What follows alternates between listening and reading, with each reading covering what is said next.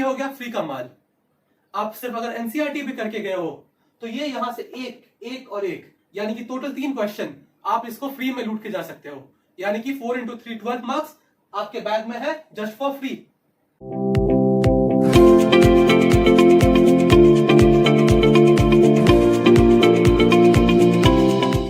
Subscribe now and press the bell icon. Never miss an update. Hey guys, this is your boy Prashant Baid और आज की वीडियो में हम जानेंगे how to score 200 plus in JEE Mains just within the duration of 2 months. जी हाँ दोस्तों, आपने सही सुना। मेरी स्ट्रैटेजी और आपकी मेहनत इन दोनों को मिला के हम 200 प्लस का स्कोर ला सकते हैं सिर्फ 2 महीनों के अंतराल में। तो आइए सब्जेक्ट वाइज स्ट्रैटेजी को हम लोग स्टडी करते हैं और देखते हैं कि किस सब्जेक्ट में हमें किस स्ट्रैटेजी से मूव करना है। तो आइए सबसे पहले हम लोग स्टार्ट करेंगे फिजिक्स से। तो सबसे पहले मैं आपको कुछ बेसिक चीजें समझा देता हूं। ये जो विद इन राउंड्स जहां सारा लिखा हुआ है वो है आपका the number of questions which are gonna come in each year. ये कोई फुल प्रूफ क्वेश्चन नंबर्स नहीं है कि ये हमेशा आएगा, बट लास्ट ईयर ट्रेंड से पता चला है कि इस चैप्टर से ये क्वेश्चंस आते हैं। तो हम लोग उस हिसाब से इसको एनालाइज करेंगे, उस हिसाब से स्टडी करेंगे। तो सबसे पहला हम लोग लेंगे क्लास 11 को। क्लास 11 का सिलेबस पहले 4 chapter kinematics, Newton's law of motion, friction and work power energy, ये चारों चैप्टर्स। क्लास 11 में क्या होता है, हम सबसे ज्यादा जोश में होते हैं। क्लास 10 में साइंस अपने किस लिए लिया था, क्योंकि क्लास 10 में हम 4 के आए थे, हमने बोर्ड्स का अच्छा परसेंटेज आया था, इसलिए हमने साइंस लिया। अब उसको क्या करना है, उसी जोश को हम लोग कंटिन्यू करते हैं क्लास 11 में। तो पहले जो 4 चैप्टर होते हैं हर सब्जेक्ट के, हम लोग वो बहुत अच्छे से पढ़ते हैं और धीरे धीरे जाके आगे ये जोश थोड़ा कम हो जाता है। लेकिन पहले जो 4 चैप्टर होते हैं हर सब्जेक्ट के, वो बहुत अच्छे से ऑल थ्रू किए हुए रहते हैं। सो ये है फिजिक्स के पहले 4 चैप्टर जो हम इन अ वे हम लोग उसको अच्छे प्रिपरेशन से देखेंगे। तो ये kinematics, Newton's law, friction and work power energy, ये चारों से एक एक क्वेश्चन एक्सपेक्टेड है। और ये चारों बहुत ही इजी टॉपिक्स हैं जो आपने बोर्ड्स के लिए भी अच्छे से प्रिपेयर किया होगा क्लास 11 के एनुअल एग्जाम्स के लिए। और उसी प्रिपरेशन के और थोड़ा एमसीक्यू सॉल्व करेंगे, जैसे डीसी पांडे हो गया, एचसी वर्मा के कुछ सम्स, बस वो करने से ही ये 4 चैप्टर्स में आपको 4 क्वेश्चन गारंटीड हैं। तो 4 क्वेश्चन यहां से क्लियर हो गए। और ये टॉपिक उन बच्चों के लिए भी है जिन्होंने कुछ प्रिपरेशन नहीं स्टार्ट किया है, और उन बच्चों के लिए भी है जिनका प्रिपरेशन एक लेवल तक पहुंच चुका है और बस उनको ब्रश अप करना है। तो उनके लिए मैंने क्या किया है, मैंने ब्लू में टॉपिक्स मार्क किए हैं, टॉपिक्स लिखा है, उनको ब्लू से रेक्टेंगल किया है। तो वो टॉपिक्स आपके लिए इंपॉर्टेंट टॉपिक्स होंगे, सिर्फ उन बच्चों के लिए जिन्होंने एक अच्छे लेवल पे प्रिपरेशन ले रखा है और उनको बस एक टॉपिक्स को ब्रश अप करना है। तो मोमेंट ऑफ इनर्शिया क्लास 11 का सबसे हार्ड टॉपिक फिजिक्स पे, ये बहुत इंपॉर्टेंट है क्योंकि इससे हर साल 2 से 3 क्वेश्चन आपको मिलेंगे। तो इसको बहुत अच्छे से करना है ताकि अगर हम 250 एक्सपेक्ट कर रहे हैं तो उसको हम 260 270 तक लेके जा सके आउट ऑफ 300। उसके बाद आता है एसएचएम यानी simple harmonic motion, thermodynamics and fluid. इन तीनों चैप्टर से 1 से 2 क्वेश्चन हर साल गारंटेड है। तो इन तीनों टॉपिक्स को भी हम अच्छे से रिवाइज करेंगे जिनकी प्रिपरेशन एक अच्छे लेवल तक पहुंच चुकी है। ये उनके लिए नहीं है जो अभी बेसिक बिगिनर लेवल पे है या और जो स्टार्ट कर रहे हैं। जो स्टार्ट कर रहे हैं उनके लिए ये ब्लैक वाले टॉपिक्स जो मैंने ब्लैक से लिख रखे हैं। सो उसके बाद आता है units, dimensions, error and instruments. ये तीनों टॉपिक्स क्लास 11 के दूसरे चैप्टर्स में से है। दूसरे चैप्टर को 3 सेक्शंस में डिवाइड किया गया है, वो हो गया ये 3 सेक्शंस। अब आप देखेंगे इन तीनों के सेक्शंस के बाजू में मैंने ये लिख रखा है फ्री। फ्री यानी हो गया फ्री का माल। आप सिर्फ अगर एनसीईआरटी भी करके गए हो तो ये यहां से एक और एक यानी कि टोटल 3 क्वेश्चन आप इसको फ्री में लूट के जा सकते हो, यानी कि 4 into 3 12 मार्क्स आपके बैग में है जस्ट फॉर फ्री। तो इसको तो हमें छोड़ना ही नहीं है क्योंकि ये सारे हलवे क्वेश्चंस हैं। अगर इनको हम लोग मिस करेंगे तो ये स्ट्रैटेजी एक फुल प्रूफ स्ट्रैटेजी नहीं बनेगा। Next moving on to direct class 12 syllabus of physics. Class 12 में फर्स्ट चैप्टर है इलेक्ट्रोस्टैट्स। ये इतना हार्ड चैप्टर नहीं है। आप लोग वंडर कर रहे होंगे कि इसको मैंने ब्लू से क्यों मार्क किया है। जी हाँ, बिल्कुल भी ये हार्ड चैप्टर नहीं है, बट फिर भी इलेक्ट्रोस्टैट्स हो गया एक लेंथी चैप्टर। ये उन लोगों के लिए ही है जिन्होंने एक प्रिपरेशन एक अच्छे लेवल पे ले रखा है और वो पूरे चैप्टर से ऑल थ्रू है, क्योंकि क्वेश्चन यहाँ से एक ही आता है और वो पूरे चैप्टर में कहीं से भी आ सकता है। इसके लिए आपके जो बोर्ड्स की प्रिपरेशन है वो काफी नहीं होती, आपको अलग से भी काफी मेहनत करनी पड़ती हो। तो इसलिए हम लोग सेकेंड चैप्टर की तरफ मूव करते हैं, करंट इलेक्ट्रिसिटी। करंट इलेक्ट्रिसिटी एक बहुत इजी चैप्टर है जो हम लोग एनसीईआरटी में अगर वो भी पढ़ेंगे सिर्फ एनसीईआरटी, तो भी इसका जो एक क्वेश्चन आता है वो कवर हो जाएगा। मेनली कर्चॉफ्स लॉ, व्हीटस्टोन ब्रिज, ये सारे जो इंपॉर्टेंट टॉपिक्स हैं इनमें से ही क्वेश्चन आने के एक्सपेक्टेशंस ज्यादा रहते हैं। Now moving on to the optics section, ये आपके आता है सेकंड पार्ट ऑफ एनसीईआरटी में। ऑप्टिक्स एक बहुत वास्ट चैप्टर है जिसमें वेव ऑप्टिक्स भी इंक्लूडेड है, रे ऑप्टिक्स भी इंक्लूडेड है। इन दोनों को मिला के ऑप्टिक्स से 3 से 4 क्वेश्चन एक्सपेक्टेड है हर साल। तो ये 3 से 4 क्वेश्चन इसको मैंने ब्लू में लिखा है। ब्लू यानी कि उन बच्चों के लिए जिन्होंने एक अच्छे लेवल में प्रिपरेशन कर रखा है। तो ऑप्टिक्स बस उनके रिविजन के लिए है जिनको यहाँ से 3-4 क्वेश्चन आराम से गेन कर सकते हैं। यहाँ इंपॉर्टेंट टॉपिक्स हैं जैसे Doppler's effect, Young's double slit experiment जो कि वेव ऑप्टिक्स में आता है, और रे ऑप्टिक्स के कुछ कुछ मिरर डायग्राम्स जहां से आपको फोकल लेंथ वो सब निकालने का क्वेश्चंस आता है। So these all topics come under optics. Moving on to AC. एक एसी अपरेंटली लगता है कि वो बहुत हार्ड चैप्टर है, बट है बहुत इजी। क्वेश्चंस बहुत नॉर्मल या सिंपल से क्वेश्चंस आते हैं, इतने ज्यादा हार्ड क्वेश्चंस आते नहीं। तो इसका जो एक क्वेश्चन आता है इसको हम आराम से निकाल सकते हैं। उसके बाद आता है टुवर्ड्स मॉडर्न फिजिक्स जो कि सेकंड बुक का एक पार्ट है। मॉडर्न फिजिक्स, इससे 3 क्वेश्चंस आते हैं। इसको मैंने लिख रखा है प्लैटिनम। प्लैटिनम यानी कि एक छोटा सा चैप्टर, उससे 3 क्वेश्चंस। सिर्फ एक दिन की मेहनत इस मॉडर्न फिजिक्स को खत्म करने में आपको नॉट इवन 1 डे का टाइम भी नहीं लगेगा। आप इसको आधे दिन में खत्म कर सकते हैं और आधे दिन के मेहनत से आप यहाँ से 3 क्वेश्चन निकाल पाएंगे कम से कम। तो इस टॉपिक को तो छोड़ना ही नहीं है जिनको मैंने प्लैटिनम या फ्रीक से मार्क कर रखा है। Next moving on to semiconductors and communication. इन दोनों टॉपिक्स को मिला के 1 से 2 क्वेश्चंस आते हैं और इनके बाजू में भी मैंने लिख रखा है फ्री, यानी कि ये भी फ्री के क्वेश्चंस हैं। तो टोटल आपको ऐसे जो क्वेश्चंस जो बहुत इजी है, सिर्फ बोर्ड्स के प्रिपरेशन से आपको मार्क्स दिला सकते हैं, वैसे 6-7 क्वेश्चंस हैं। अगर उन 6-7 क्वेश्चंस को आप कर देते हैं तो ये सब क्वेश्चन करके आपको 30 मार्क्स मिल जाएंगे। और बाकी अगर इजी क्वेश्चंस तक भी आप जाते हैं तो फिजिक्स से 60 गारंटेड है। 60 हमको यहां निकालना है फिजिक्स से। Now moving on to chemistry.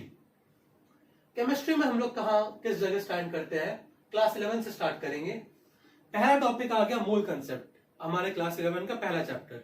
सो जैसे मैंने फिजिक्स के सेक्शन में बोला, केमिस्ट्री के सेक्शन में भी वो वैलिड है कि क्लास 11 के पहले 3-4 चैप्टर हम लोग बहुत अच्छे से करते हैं।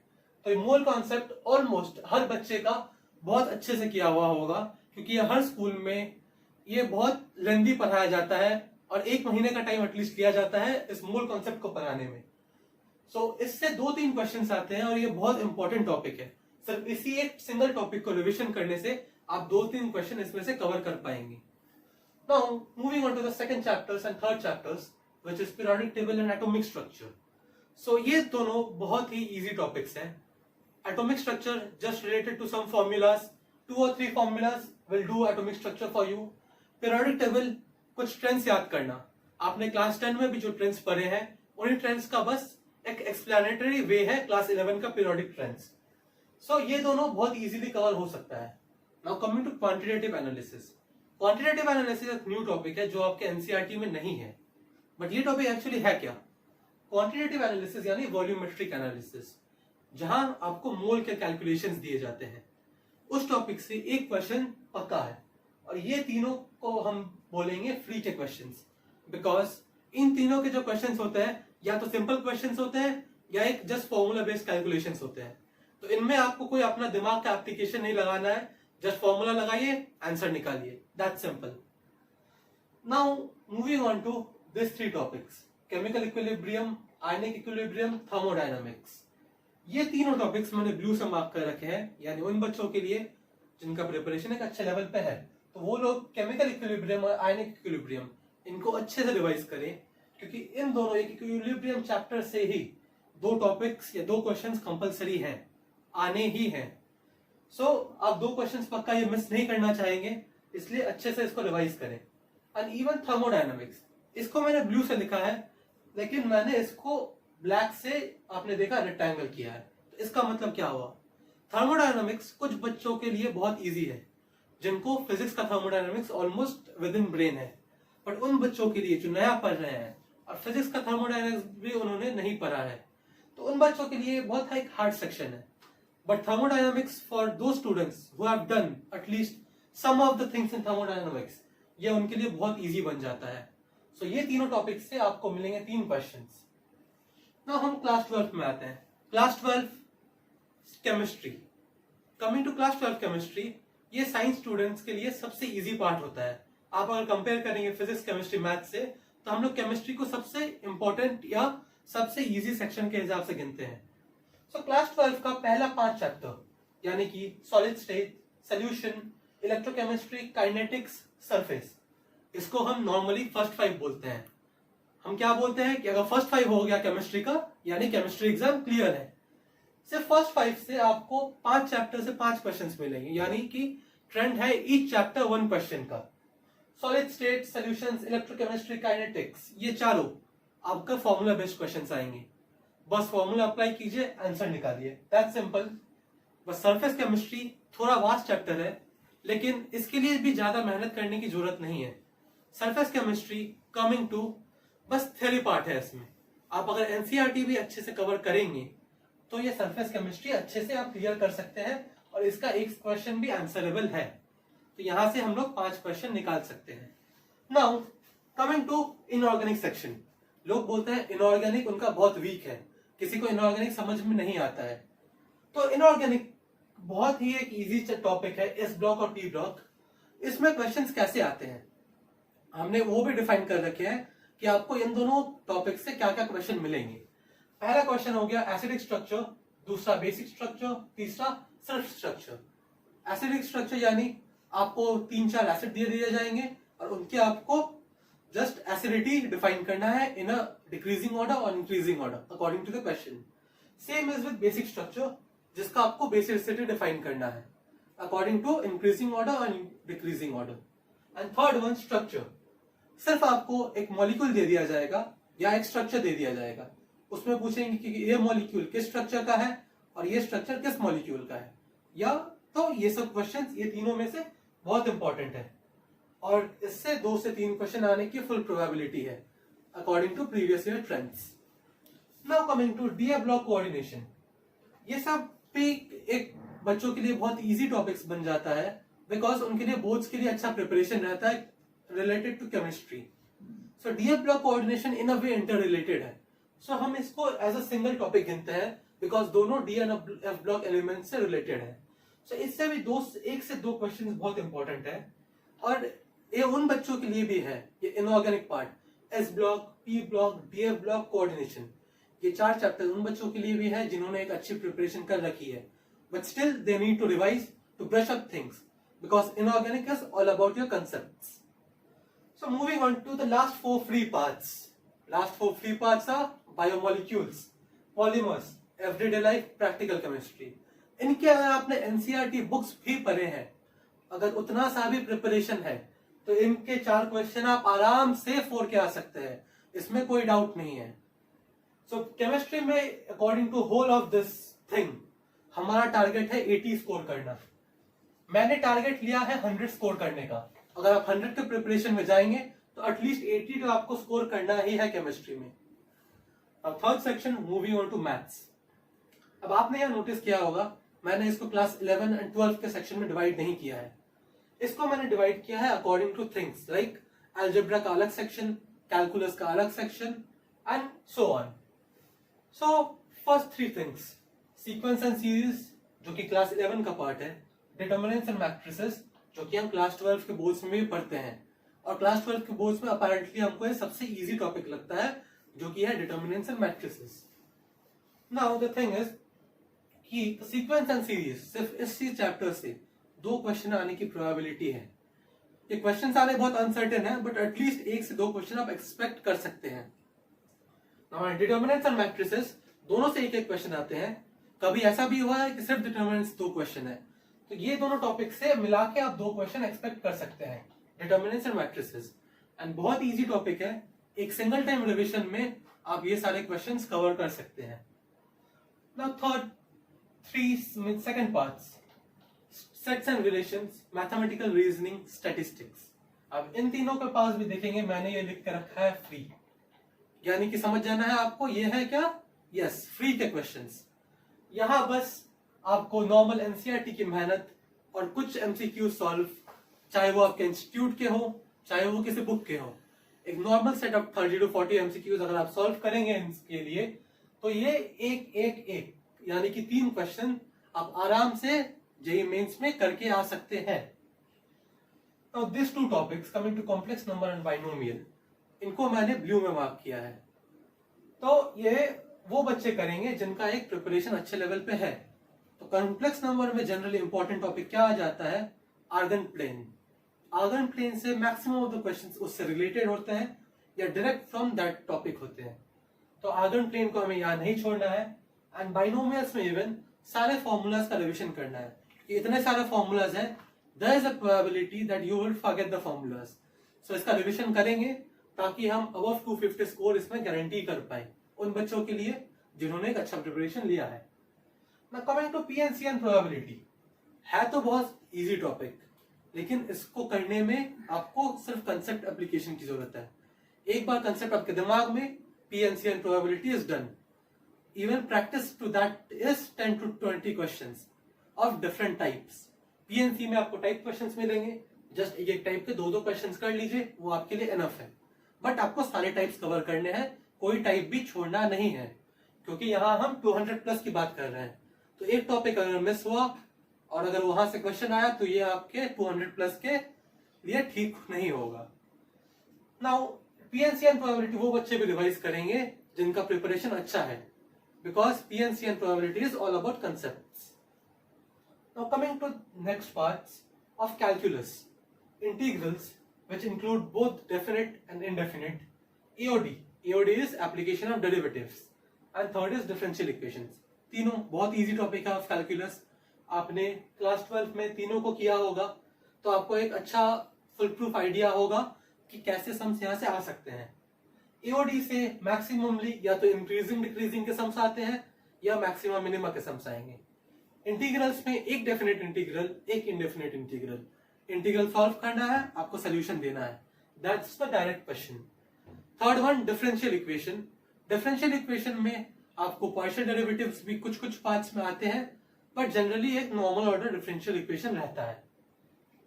तो conic section is divided into 3 topics, parabola, ellipse, hyperbola. General trend says कि पैराबोला से एक क्वेश्चन, एलिप्स से एक क्वेश्चन, हाइपरबोला से एक क्वेश्चन, ये हर साल के लिए फिक्स्ड है। और या तो मिक्स मैच क्वेश्चंस भी हो सकता है, यानी कि parabola ellipse as a whole और hyperbola ellipse as a whole. So ये कॉनिक सेक्शंस बहुत ही वास्ट टॉपिक है। ये वो बच्चे बिल्कुल भी ट्राई नहीं करें जिन्होंने कॉनिक सेक्शंस का आइडिया है भी नहीं, उन्होंने टच भी नहीं किया है, उन बच्चों के लिए बिल्कुल भी नहीं है। क्योंकि कॉनिक सेक्शंस आप स्टार्ट करेंगे, आपको 20 डेज एटलीस्ट इस कॉनिक सेक्शन को फिनिश करने में ही लगेगा। सो वो बच्चे ही करें इनको जिनका प्रिपरेशन कॉनिक सेक्शन में पहले से लिया हुआ है, जस्ट एज अ रिविजन।